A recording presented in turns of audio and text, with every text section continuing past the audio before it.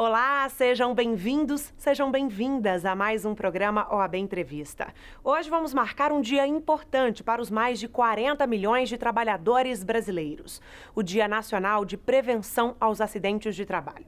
Segundo a legislação brasileira, o acidente de trabalho é o que ocorre pelo exercício do trabalho a serviço da empresa, que provoque lesão corporal ou perturbação funcional, que cause a morte ou a perda ou redução permanente ou temporária da capacidade para o trabalho. E os números são alarmantes. Segundo dados do Ministério Público do Trabalho, foram mais de 4 milhões de acidentes de trabalho de 2012 até julho de 2018, o que revela que a cada 48 segundos um acidente de trabalho ocorre nos mais diversos setores e ambientes de trabalho do país. Foram quase 16 mil mortes no mesmo período, ou seja, um trabalhador morre em acidente a cada 3 horas e 40 minutos. Inclusive, o Brasil foi colocado na lista de países suspeitos de violar direitos trabalhistas pela Organização Internacional do Trabalho, a OIT. Mas o que levou a isso? E quem responde pra gente esta e outras questões é o Dr. Antônio Fabrício, ele que é presidente da Comissão Nacional de Direitos Sociais. Muito obrigada por sua participação, Dr. Fabrício. Eu que agradeço o convite, é um prazer falar para esse programa. Dr. Fabrício, vamos começar um pouquinho sobre esses dados da OIT. O Brasil foi incluído nesta lista por causa de acidentes de trabalho ou outro motivo? Na última Conferência Nacional da OIT, em Genebra, que acontece anualmente, o Brasil foi incluído na chamada lista curta de países que desrespeitam a legislação trabalhista. E o motivo da inclusão foi ligado a questões de negociação coletiva, de redução da possibilidade de negociar de participação dos trabalhadores. Não tem relação com acidente de trabalho, apesar do Brasil ter um altíssimo índice de acidente de trabalho dentro das atividades laborais. E uma dúvida, doutor Fabrício, os acidentes de trabalho são consequência, talvez, das empresas não cuidarem da saúde do trabalhador ou não? Natália, as empresas que cuidam da saúde do trabalhador, ainda assim, são surpreendidas e acontecem acidentes. As que não cuidam, essas têm muito acidente de trabalho. Portanto, nós estamos passando por 2 grandes acidentes no Brasil. O maior acidente de trabalho da história do Brasil, que é o rompimento da barragem da Vale, e o Flamengo, que teve um acidente em que trabalhadores, eles foram queimados. Então, nós temos que falar o tempo inteiro em prevenção, em cuidado, porque é muito inteligente e é economicamente muito atrativo para a empresa cuidar de prevenção, porque quando ocorre acidente, os valores são muito altos e nós estamos vendo que empresas que têm grandes acidentes de trabalho, elas perdem valores na Bolsa Internacional e no próprio mercado, por não cuidar dos seus trabalhadores. O que não é interessante para nenhuma empresa, né? Para ninguém. Doutor Fabrício, a gente fala de acidente de trabalho. Nada melhor do que a gente ouvir os trabalhadores que assistem a gente, não é mesmo? Eu trouxe aqui algumas perguntas que a gente gravou nas ruas. Eu queria te desafiar a responder algumas, pode ser? Vamos lá. Então vamos assistir aqui, doutor Fabrício. Eu gostaria de saber se as empresas são obrigadas a fornecer equipamentos de segurança para os funcionários. Então a gente acabou de assistir a pergunta do Rudieri. Qual que é a resposta, doutor Fabrício? Não só para o Rudieri, mas para todos os trabalhadores brasileiros, é obrigatório o fornecimento de EPI, equipamento de proteção individual. Mas não só fornecer. A empresa é obrigada a fornecer, treinar e fiscalizar o uso. Se a empresa só fornece, não treina e não fiscaliza, ela ainda assim é responsável pelos acidentes ocorridos. Portanto, a resposta é: a empresa tem obrigação de fornecer, sem nenhum custo para o trabalhador, todos os equipamentos de proteção individual. Sejam eles capacetes, luvas, óculos, pomadas, o que seja necessário, o que for necessário para que evite acidentes de trabalho ou adoecimento profissional, porque doença profissional é equiparado a acidente de trabalho. Então vamos agora assistir outra pergunta aí de um trabalhador. Afinal, o que é acidente de trabalho? A Marilene tem uma dúvida aí que eu acho que muito trabalhador que está assistindo a gente não tem noção, doutor Fabrício. Vamos lá. Qual é a definição de acidente de trabalho? É todo aquele acidente ocorrido quando o trabalhador está prestando serviço à disposição do empregador. Portanto, se ele sofre um acidente naquele local de trabalho ou à disposição daquele empregador, aquilo é considerado um acidente de trabalho. Mas não só isso é acidente de trabalho.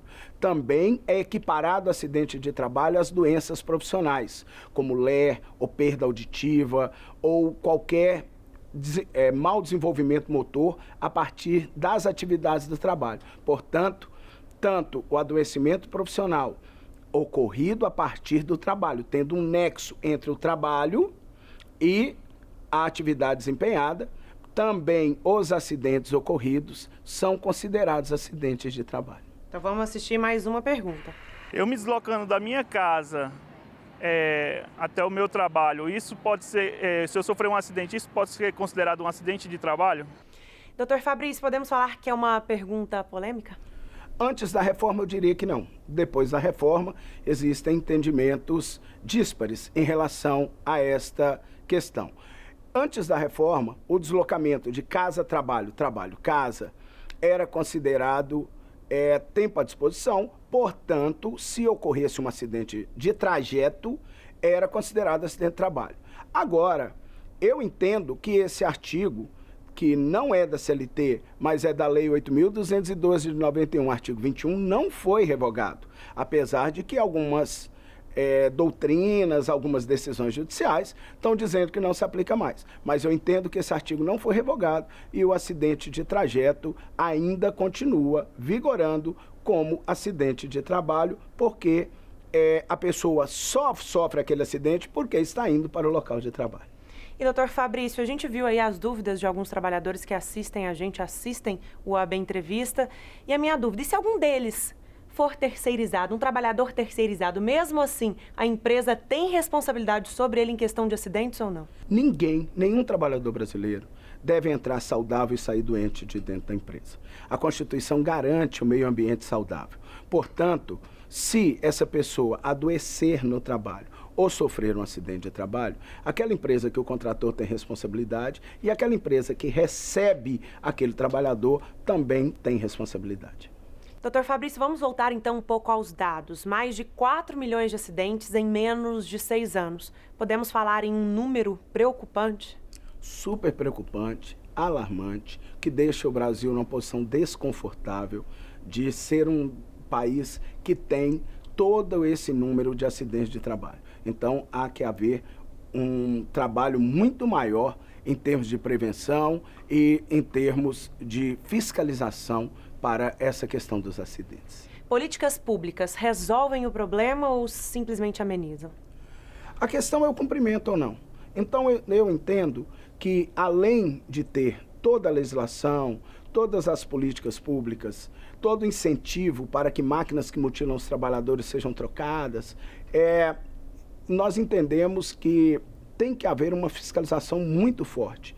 O Ministério do Trabalho edita normas regulamentadoras de como deve funcionar o ambiente de trabalho, e isso deve ser mantido e seguido cada vez mais, e que a fiscalização seja cada vez mais intensa. Isso sim fará com que não só isso faça criar uma cultura, mas tem que se criar uma cultura da prevenção, tem que se criar uma cultura da proteção, tem que se criar a cultura do não adoecimento, mas que a fiscalização cumpra cada vez mais seu papel para que as empresas respeitem toda a legislação brasileira. Doutor Fabrício, o que hoje a Comissão Nacional de Direitos Sociais faz pelo trabalhador, pela trabalhadora que está assistindo a gente? Vocês cobram essas questões? Sim, nós definimos 3 eixos, e um desses eixos é trabalhar com o estímulo do advogado, para que ele implemente dentro das empresas, ou estimule as empresas a implementar os programas de prevenção. Como eu disse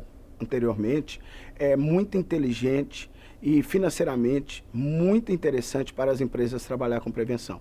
O advogado deve trabalhar no preventivo. O advogado não deve apenas socorrer a empresa ou fazer defesas ou levar para a Justiça do Trabalho ações de trabalhadores mutilados ou empresa tentando se defender que utilizou toda a legislação. O que os advogados vão receber da comissão agora são substratos, são subsídios para que eles possam encaminhar políticas de prevenção dentro dos seus ambientes de trabalho como advogados, orientando as empresas brasileiras.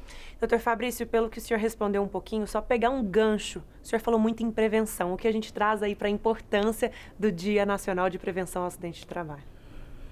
É um dia não de comemorar, mas é um dia de reflexão. E é um dia de não só refletir, mas colocar em prática tudo que se tem sobre prevenção, tudo que se pode fazer de equipamentos de proteção individual, de proteção ao trabalhador, porque uma vida não volta e vida não tem preço. Então, com essas palavras, eu acho que nós podemos marcar esse dia, e o Conselho Federal, na pessoa do presidente Felipe Santa Cruz, tem se mostrado muito atento e tem requerido à comissão que a gente trabalhe com o valor da vida, com o valor das pessoas e com a prevenção para que vidas sejam mantidas e não mutiladas ou ceifadas, como aconteceram em vários acidentes no Brasil recente. Eu ia até te perguntar isso, o trabalho do Conselho Federal. É uma luta do Conselho Federal essa questão de manter a saúde dos trabalhadores e trabalhadoras brasileiras. Exatamente. É isso, é nesse tom, é nessa estrada que nós vamos seguir. Então eu gostaria de te agradecer mais uma vez, doutor Fabrício, por participar com a gente aqui neste OAB Entrevista. Os agradecimentos são nossos, porque essa gestão do Conselho Federal tem uma preocupação muito grande com a vida das pessoas e o que a advocacia pode fazer por isso. Então, nós vamos trabalhar levando essas informações, deixando as pessoas cada vez mais informadas e trabalhar com prevenção e com a nossa função social, que é não ver ninguém mutilado ou com vidas ceifadas. Obrigada mais uma vez. E você que está em casa, não saia daí. Este OAB Entrevista está só começando. Este foi só o primeiro bloco. No segundo, mais entrevistas para você sobre acidente de trabalho. Não saia daí.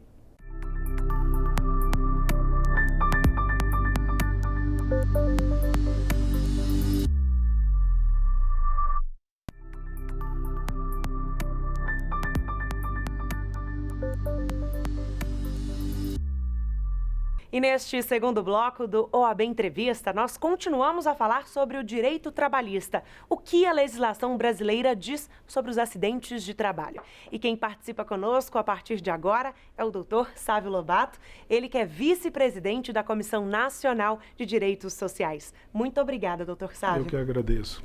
Doutor Sávio, vamos começar orientando o trabalhador, talvez, o que este trabalhador, uma trabalhadora que talvez sofra um acidente de trabalho, o que eles devem fazer a partir deste momento? Esse tema do acidente de trabalho é importante a gente colocar que ele é fundamental para a vida dos trabalhadores, né?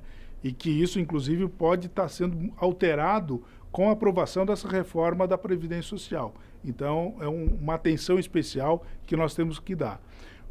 O acidente de trabalho, o ponto principal para você caracterizar é você ter o comunicado de acidente de trabalho.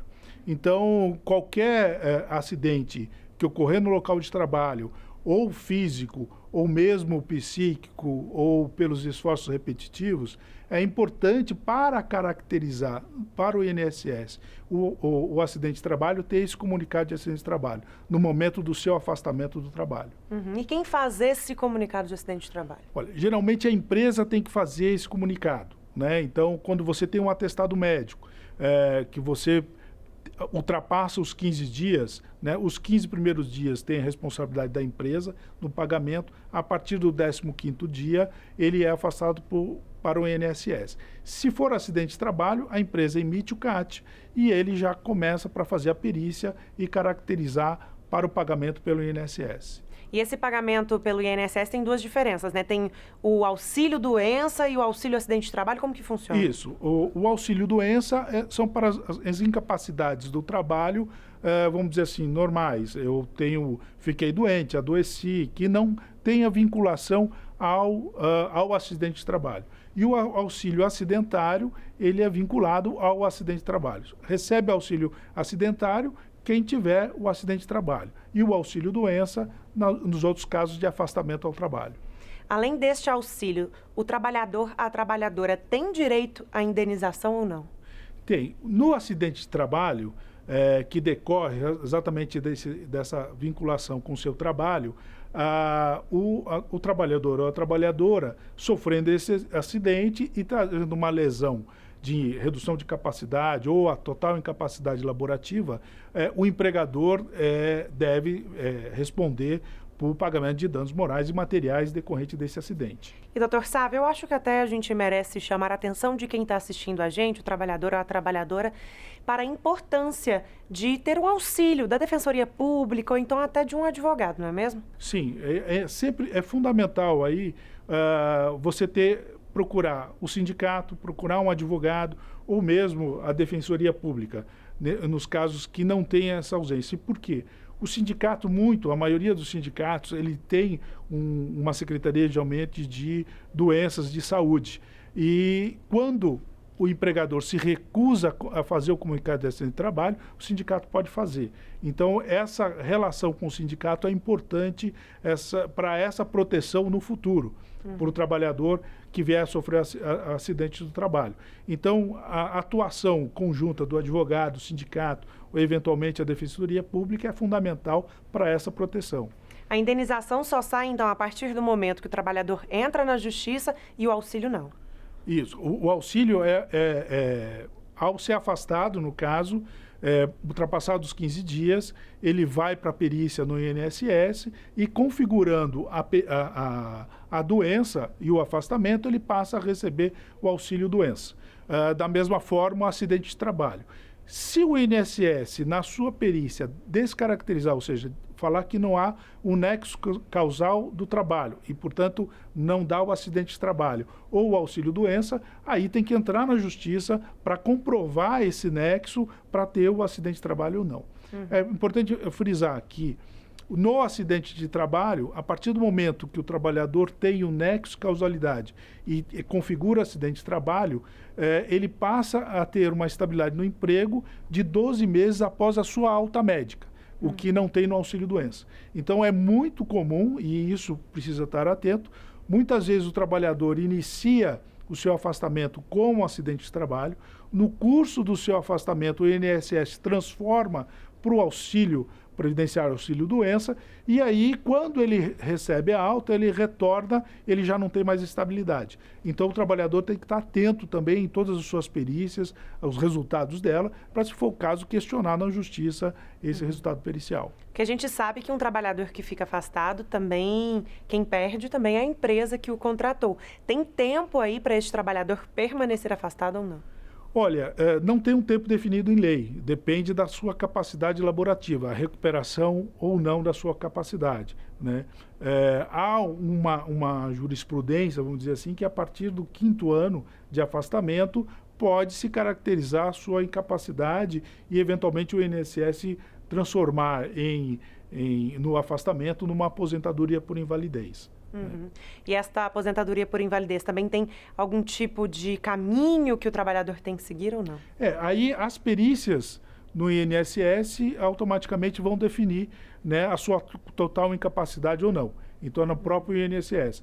É claro que muitas vezes também ocorre do trabalhador receber alta, como isso tem sido muito comum, e mesmo assim ele ainda está incapacitado, isso também é o momento dele questionar na justiça a sua alta pelo INSS. E o senhor acredita que hoje, a gente sabe que no Brasil os índices de acidentes de trabalho, a gente até conversou sobre isso no primeiro bloco, eles são altíssimos. Para o senhor, falta aí um pouquinho de atenção das empresas? Como que as empresas podem melhorar essa questão?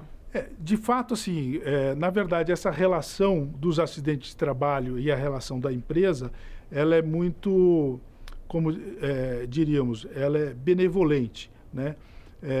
Infelizmente, ainda vivemos no país de que somente a punição acaba trazendo a prevenção, né? As empresas não trabalham, a maioria delas não trabalham com prevenção e, infelizmente, o que nós estamos vivendo, a nossa experiência, é que o pagamento de indenizações não está sendo suficiente para prevenir o acidente. Talvez, não querendo ser um punitivista, mas talvez uma legislação mais rígida, demonstrando que eventuais acidentes de trabalho, por exemplo, decorrem de um dolo eventual da empresa, talvez isso, os seus donos, os seus representantes pudessem reconsiderar essa benevolência de uma condução no meio ambiente de trabalho e dar mais importância a ele. Ainda mais que este ano a gente começou aí com uma triste notícia aqui no Brasil, que o maior acidente de trabalho da história, né? Pois é, esse é um exemplo típico para demonstrar que o meio ambiente do trabalho ele é totalmente deixado de lado, né? Ele não é observado. Por quê? Porque realmente não faz as proteções. Ali é um clássico exemplo de uma análise de dolo eventual dos representantes, né? De todos, não é só para pegar aquele chefe que está lá no setor naquele momento também, mas o representante geral e aqueles que fiscalizavam, né? Porque ali demonstra que esse acidente de trabalho, quando ocorre, nós atingimos a pessoa, né? A vida, né? Então, o trabalho precisa ser olhado como permanência da vida e não sobre a ceifa dessa vida. Doutor Sávio, então, muito obrigada por sua participação com a gente aqui neste OAB Entrevista. Eu que agradeço novamente. Obrigado a vocês. Obrigada, doutor Sávio. E você que está em casa, continue assistindo a gente, porque daqui de Brasília nós vamos direto para Alagoas, porque agora chegou a hora de responder às dúvidas de quem assiste a gente. E quem faz isso é o doutor Fernando Paiva. Confira. Um funcionário afastado por algum acidente de trabalho tem direito a 13º salário? Quando chegado o momento do pagamento do 13º salário, a primeira parcela até 30 de novembro de cada ano e a segunda parcela até 20 de dezembro de cada ano, visualizada a sua condição. Se ainda estiver afastado por acidente de trabalho ou doença ocupacional, o empregador fará o pagamento proporcional do período em que ele laborou no ano. Por exemplo, você sofre um acidente no dia 15 de julho de um ano e continua afastado até janeiro do outro ano. Chegado o dia 30 de novembro, data limite para pagamento da primeira parcela do 13º salário, você terá direito a receber do seu empregador o pagamento proporcional do seu 13º salário. Ou seja, você receberá 7/12 do seu 13º salário. Gostaria de saber o que a empresa deve garantir para um funcionário afastado depois de um acidente de trabalho. Se o afastamento decorrer de acidente de trabalho ou doença ocupacional equiparada, o empregador deverá recolher o FGTS durante todo o período do afastamento. Essa é uma introdução relativamente recente e obriga o empregador, nos casos de afastamento por acidente de trabalho, a recolher o FGTS do trabalhador enquanto ele estiver afastado em decorrência desse acidente de trabalho. Um funcionário ele pode ser demitido enquanto ele ainda está afastado por conta de algum acidente?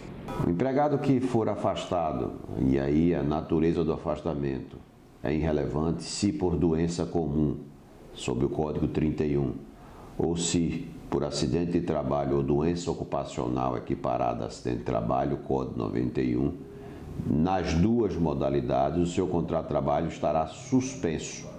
Enquanto afastado, ele não pode ser dispensado.